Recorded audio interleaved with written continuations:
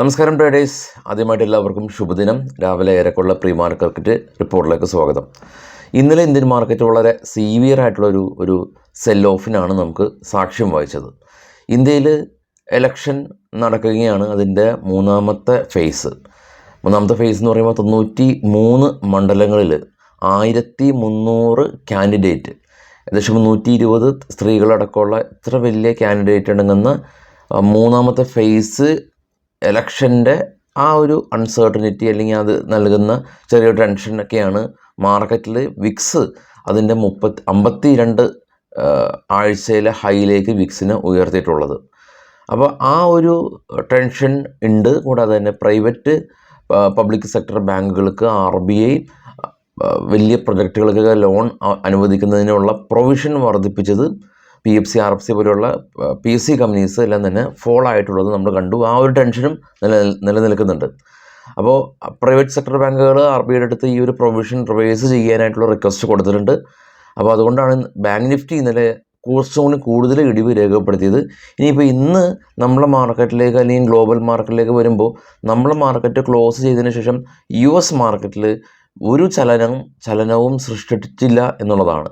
യാതൊരു ഇമ്പാക്റ്റും ഉണ്ടാക്കിയിട്ടില്ല. വളരെ നോർമൽ കൺസോൾഡേറ്റ് ആയിട്ടുള്ള റേഞ്ചിലാണ് പോകുന്നത്. അതുകൊണ്ട് തന്നെ നിഫ്റ്റിയിലേക്ക് വരുമ്പോൾ ഗിഫ്റ്റ് നിഫ്റ്റി യാതൊന്നും തന്നെ നമുക്കിന്ന് സൂചിപ്പിക്കുന്നില്ല ഗ്യാപ്പ് ഡൗൺ ആണെന്നോ അല്ലെങ്കിൽ ഗ്യാപ്പ് അപ്പ് ആണെന്നോ എന്നുള്ള യാതൊരു സൂചനകളും ഇല്ല. എവിടെയാണോ വ്യാപാരം അവസാനിപ്പിച്ചത് അവിടെ തന്നെയാണ് ഗിഫ്റ്റ് നിഫ്റ്റിയുടെ ഇപ്പോഴത്തെ നിൽപ്പ്. എന്നാൽ ഏഷ്യൻ മാർക്കറ്റിൽ കുറച്ച് നെഗറ്റീവ് സെൻറ്റിമെൻറ്റ്സ് നമ്മൾ കാണുന്നുണ്ട്. വിശദമായിട്ട് നമുക്ക് അതൊക്കെ കാണാം. ആദ്യം നമുക്ക് ഇന്ന് ലൈം ലൈറ്റിലുള്ള മാർക്കറ്റിൽ ആളുകൾ ചർച്ച ചെയ്യുന്ന സ്റ്റോക്കുകളുടെ ന്യൂസ് ആദ്യം നമുക്കൊന്ന് ചെക്ക് ചെയ്യാം. ഡോക്ടർ റെഡ്ഡി നെറ്റ് പ്രോഫിറ്റ് 36% ഉയർന്ന 1307 കോടി രൂപയിലേക്ക് അറ്റാദായം ഉയർന്നു. ഡിവിഡൻഡ് ഒരു ഷെയറിന് 40 രൂപ പ്രഖ്യാപിച്ചു. വോൾട്ടാസ് നെറ്റ് പ്രോഫിറ്റ് 19% ഇടിഞ്ഞ് 116 കോടി രൂപ കരസ്ഥമാക്കി. ഡിവിഡൻഡ് 5 രൂപ 50 പൈസ കൊടുക്കുന്നുണ്ട്. JSW energy company net profit 22% അപ്പായി 345 രൂപ കരസ്ഥമാക്കി. റവന്യൂവും 3% ഉയർന്നു. 2755 റവന്യൂ ഉയർന്നിട്ടുണ്ട്. Indraprastha gas IGL company net profit 9% ഉയർന്ന് 433 കോടി രൂപ കരസ്ഥമാക്കി. ഡിവിഡൻഡ് 5 രൂപ പ്രഖ്യാപിച്ചു. Naveen florin company net profit 48% ഇടിഞ്ഞ് 70 കോടി രൂപയിലേക്ക് പ്രോഫിറ്റ് ചുരുങ്ങി. റവന്യൂവും 14% ചുരുങ്ങി ഇടിഞ്ഞു.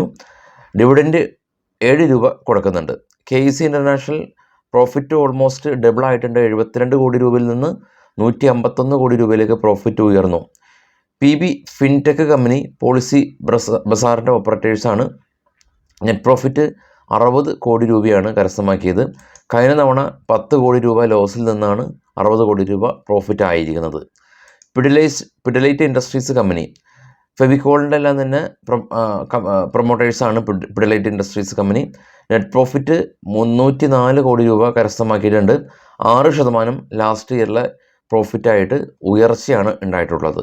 ഡിക്സൺ ടെക് കമ്പനി നോക്കിയ ആയിട്ട് ടെലകോം പ്രൊഡക്റ്റുകളെല്ലാം തന്നെ മാനുഫാക്ചർ ചെയ്യാനായിട്ട് ഡിക്സൺ ടെക്കും നോക്കിയയും തമ്മിൽ ബിസിനസ് കോൺട്രാക്റ്റ് സൈൻ ചെയ്തു.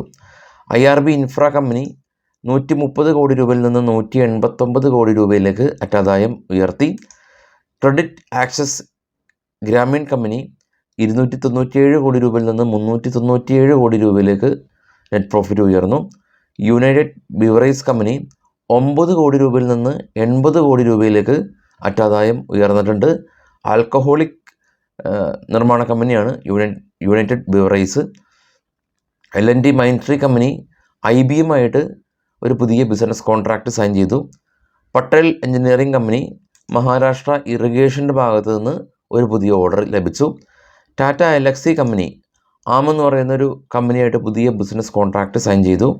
ഇൻഫോസിസ് സർവീസ് നൗ എന്ന് പറയുന്നൊരു കമ്പനിയായിട്ട് പുതിയ ബിസിനസ് കോൺട്രാക്റ്റ് സൈൻ ചെയ്തിട്ടുണ്ട്. മറ്റുള്ള ന്യൂസുകൾ നമ്മുടെ ടെലിഗ്രാം ഗ്രൂപ്പിൽ നമ്മൾ ഇടാൻ ശ്രമിക്കാം. ഈ വീഡിയോയുടെ ഡിസ്ക്രിപ്ഷനിൽ ടെലിഗ്രാം ചാനലിൽ ലിങ്ക് ഉണ്ട്.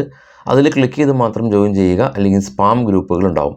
അതുപോലെ ഇന്നത്തെ ബ്രേക്കൗട്ട് സ്റ്റോക്കുകൾ, ഇന്നത്തെ FNO, ban, dividend details, IPO details എല്ലാം തന്നെ നമ്മുടെ ട്രേഡ് ബഡ്ഡി എന്ന് പറയുന്ന നമ്മുടെ ടാബിൽ ലഭ്യമാണ്. അതും ഈ വീഡിയോയുടെ ഡിസ്ക്രിപ്ഷനിൽ കൊടുത്തിട്ടുണ്ട്, നിങ്ങൾക്ക് ചെക്ക് ചെയ്യാം. FISൻ്റെ ആക്ടിവിറ്റീസിലേക്ക് വരുമ്പോൾ FIS ഇന്നലെ ഇന്ത്യൻ മാർക്കറ്റിൽ കനത്ത സെല്ലിംഗ് നടത്തി. 3668 കോടി രൂപയുടെ സെല്ലിംഗാണ് ഇന്നലെ വിദേശ ധനകാര്യ സ്ഥാപനങ്ങൾ നടത്തിയത്. ആഭ്യന്തര ധനകാര്യ സ്ഥാപനങ്ങൾ 2304 കോടി രൂപക്ക് ബൈ നടത്തിയെങ്കിൽ കൂടിയും അവർ നടത്തിയ സെല്ലിങ്ങിൻ്റെ അത്രയും ആഭ്യന്തര സ്ഥാപനങ്ങൾക്ക് ബൈ നടത്താനായിട്ട് സാധിച്ചിട്ടില്ല. കഴിഞ്ഞ കുറച്ച് ദിവസങ്ങളിലെ പാറ്റേണും അതേപോലെ തന്നെയാണ്. ഒരുപാട് കമ്പനീസിൻ്റെ റിസൾട്ട് വരുന്നുണ്ട്. മിഡ് ക്യാപ്പിലോ അല്ലെങ്കിൽ നിഫ്റ്റി 50-ലുള്ള കമ്പനീസിൻ്റെ എല്ലാം തന്നെ റിസൾട്ട് ഉണ്ട്. അപ്പോൾ ഏതെങ്കിലും ഒരു നല്ല റിസൾട്ട് അത് ആ ഒരു നല്ല റിസൾട്ട് മാർക്കറ്റിന് ഒരു ട്രിഗർ ആവാനായിട്ട് സാധ്യതയുള്ള റിസൾട്ട് വരികയാണെങ്കിൽ അത് മാർക്കറ്റിന് ഈ ഒരു സാഹചര്യത്തിൽ നല്ലൊരു ഗുണകരമാണ്. അപ്പോൾ അത്തരത്തിൽ ഇന്ന് L&Tയുടെ റിസൾട്ട് ഉണ്ട്, ഹീറോ മോട്ടോ കോർപ്പിൻ്റെ റിസൾട്ട് ഉണ്ട്, കാനറ ബാങ്കിൻ്റെ റിസൾട്ട് ഉണ്ട്, ടാറ്റ പവറിൻ്റെ റിസൾട്ട് ഉണ്ട്, TVS മോട്ടോഴ്സിൻ്റെ റിസൾട്ട് ഉണ്ട്, ബജാജ് കൺസ്യൂമർ കെയറിൻ്റെ റിസൾട്ട് ഉണ്ട്, ഭാരത് ഫോർജിൻ്റെ റിസൾട്ട് ഉണ്ട്. ഇതെല്ലാം തന്നെ ഇൻഡെക്സ് ഹെവി വെയ്റ്റ് സ്റ്റോക്കുകൾ തന്നെയാണ്. ഇനി ബാങ്ക് നിഫ്റ്റിയിലെല്ലാം തന്നെ വളരെ വലിയ മാറ്റങ്ങൾ ഉണ്ടാകണമെങ്കിൽ SBIയുടെ റിസൾട്ടാണ് കാത്തിരിക്കുന്നത്. അപ്പോൾ SBIയുടെ റിസൾട്ടും വരും ദിവസങ്ങളിലുണ്ട്, ഇന്നല്ല വരും ദിവസങ്ങളുണ്ട്.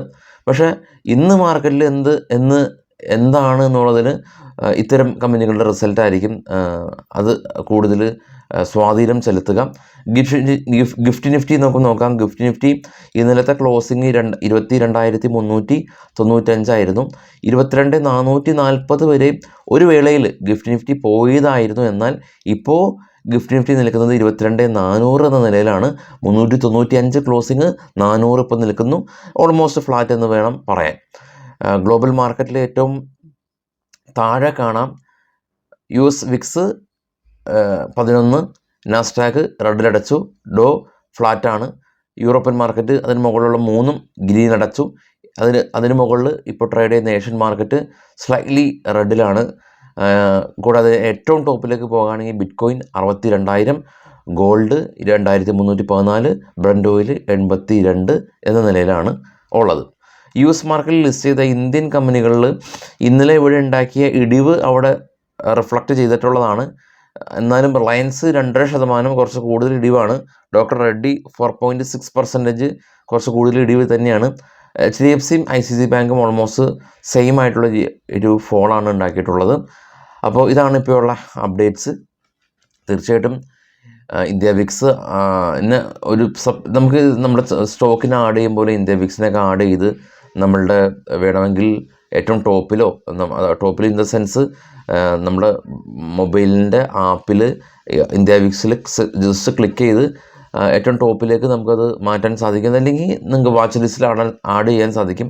വളരെ അഗ്രസീവായിട്ട് ഇന്ത്യ വിക്സ് മൂവ് ചെയ്യുകയാണെങ്കിൽ അത് നമ്മൾ ഒരു ട്രേഡൊക്കെ ജസ്റ്റ് ഒന്ന് ഹോൾഡ് ചെയ്യുകയോ അല്ലെങ്കിൽ ഇതിൻ്റെ മൂവ്മെൻറ്റ് അനുസരിച്ചൊക്കെ ചെയ്യാനായിട്ടൊക്കെയാണ് ആളുകൾ ഇന്ത്യ വിക്സിനെ നോക്കുന്നത്. ഇത്രയും നാളും ഇന്ത്യ വിക്സിന് വലിയ പ്രാധാന്യം ഉണ്ടായിരുന്നില്ല.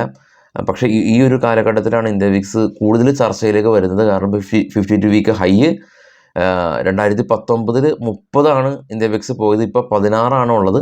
അതായത് 30ലേക്ക് ട്രാവൽ ചെയ്താലും വലിയ തെറ്റുകളൊന്നും നമുക്ക് പറയാനായിട്ട് പറ്റില്ല. കാരണം ലാസ്റ്റ് ഇലക്ഷന് 5 വർഷം മുമ്പുള്ള ഇലക്ഷന് ഇന്ത്യ വിക്സ് 30 ഇപ്പോൾ 16 ഉള്ളൂ.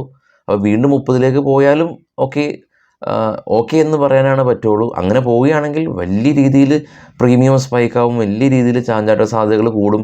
അപ്പോൾ അത്തരത്തിലുള്ള പ്രശ്നങ്ങളൊക്കെ ഉണ്ടാവും മാർക്കറ്റിൽ. അതൊക്കെ നമ്മൾ നോക്കിയും കണ്ടും വേണം ഇനി കുറച്ച് ദിവസങ്ങളിലേക്കൊക്കെ നമുക്ക് ട്രേഡ് ചെയ്യാൻ. ഒട്ടും ധൃതി പിടിക്കാതെ ട്രേഡ് ചെയ്യാൻ ശ്രമിക്കുക. കാശ് കയ്യിലുണ്ട്, മാർക്കറ്റ് അവിടെയുണ്ട്, സമാധാനത്തിൽ ട്രേഡ് ചെയ്യാൻ നോക്കുക. അത് എല്ലാവർക്കും പറ്റണമെന്നില്ല. വളരെ ബുദ്ധിമുട്ടായിട്ടുള്ളൊരു പരിപാടിയാണ് കാശ് കയ്യിൽ വെച്ചിട്ട് ട്രേഡ് ചെയ്യാതിരിക്കുന്നൊരവസ്ഥ.